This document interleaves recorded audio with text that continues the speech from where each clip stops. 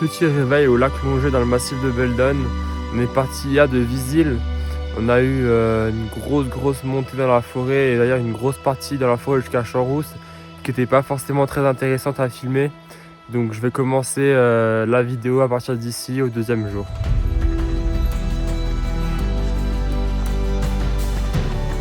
Nous voilà donc partis pour traverser le massif de Beldon sur 5 jours. Les prévisions météo pour la semaine sont pas bonnes. Beaucoup de pluie annoncée aujourd'hui en fin de journée et les 2 prochains jours, mais on a tenu à partir quand même.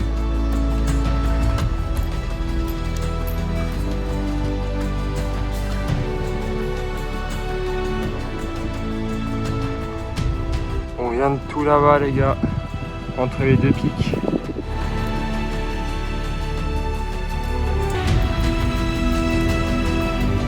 Il est presque 15 h. On a fait seulement 15 km pour quand même 1440 de D+, et 900 de D-. Mais je vous présente la merde dans laquelle on est.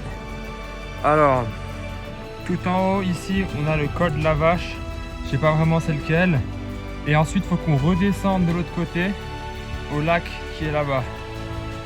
Tout ça avant ce soir. La pluie tombe beaucoup plus tôt que prévu, mais pas le choix. On doit franchir le col car demain les prévisions sont pires. C'est pas facile de monter sous la pluie. Il nous reste encore 200 mètres pour arriver en haut. Regardez-moi, c'est bouché ça. Oh là là. 2600 mètres. Col de la Vache. Bordel. Il y a un vent là-haut. Oh là là. Il nous reste 400 mètres de dénivelé négatif sur des rochers glissants pour rejoindre les lacs des 7 lots. Fatigué par cette étape difficile, techniquement, mais surtout à cause des conditions météo pénibles, on espère pouvoir dormir bien au chaud au refuge. Malheureusement complet, on rejoindra un semblant de cabane un peu plus loin au bord du lac, où on rencontre Stanislas, un autre randonneur qui dormait déjà. Celui-ci s'avère être un grand voyageur qui nous raconta ses aventures en Mongolie et dans les pays scandinaves. Jour 3, on est dans une cabane, enfin une espèce de trou à rats, avec un gars qui était déjà là quand on est arrivé. En fait, hier soir, il faisait que pleuvoir. On voulait dormir au refuge, mais il n'y avait pas la place, donc on s'est mis là-dedans. Voilà. C'est vraiment pas grand du tout. Il y a vraiment la place que pour 3 couchages. 1, 2, 3 et Tom de l'autre côté là-bas. Il y a une fuite là-bas, donc lui, il a été un peu mouillé, enfin même pas mal mouillé aux pieds pendant la nuit. Et le problème, c'est qu'aujourd'hui, il fait que pleuvoir, surtout cet après-midi. Donc on va essayer de marcher un petit peu pour aller dans une prochaine cabane, mais ça va être compliqué.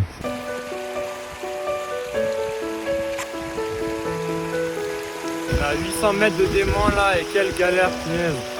Il pleut comme je sais pas quoi, on est trempé. Le chemin, c'est une putain de rivière. C'est n'importe quoi.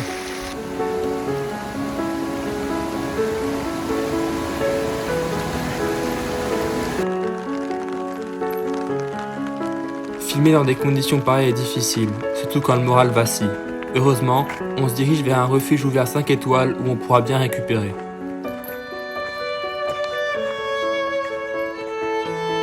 Et ça repleut pour pas changer, avec une super vue sur le massif de Beldon.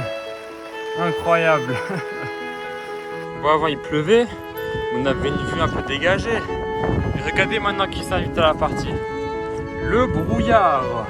Arrivé à la cabane, quel plaisir d'y rencontrer Antoine et retrouver Céline, croisée brièvement sur la fin de journée d'hier, avec lesquelles on a passé une super soirée. Regardez le super spot sur lequel on a dormi cette nuit, une petite cabane. Vraiment super, avec un étage et tout. On a dormi sur des vrais matelas, ça fait vraiment plaisir. Et aujourd'hui, le ciel est un peu nuageux, mais il pleut pas.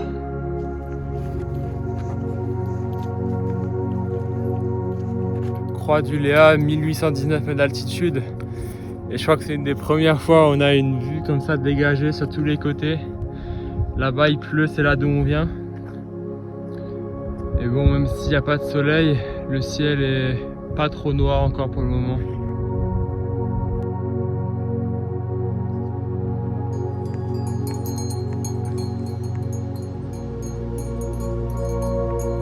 On a passé midi, on a mangé, on fait que descendre depuis tout à l'heure sur une déviation parce que sur le gel il y a des travaux forestiers. Et là on descend jusqu'à 1000 mètres à peu près. Et après on remonte à 2000 mètres tout là-haut. Col de Clarens à 1966 mètres d'altitude, avec toujours une vue dégagée sur le massif de Beldon.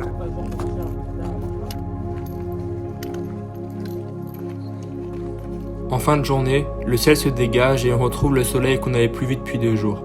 Sa simple présence apporte tellement, on l'oublie trop souvent dans notre vie de tous les jours.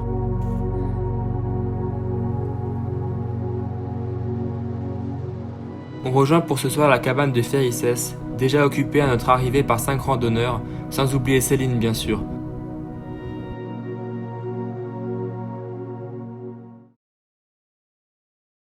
Départ pour moi pour la dernière étape en solo.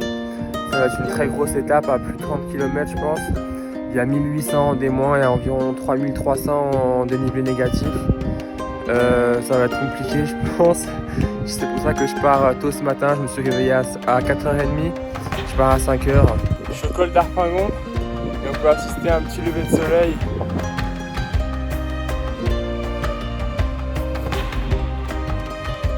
Le vent souffle fort sur les crêtes, ça fait du bien de redescendre. Ah là là, quel plaisir de randonner avec le soleil. C'est fou comme ça change tout. Le beau temps n'était pas au rendez-vous cette semaine, mais bon, c'est comme ça. On prend la montagne telle qu'elle est, avec ses magnifiques paysages, sans oublier ses moments durs. Vivre ces épisodes difficiles nous font apprécier d'autant plus des plaisirs tellement simples. Un rayon de soleil, une belle vue, un repas chaud le soir et toutes les belles rencontres qu'on fait sur le chemin.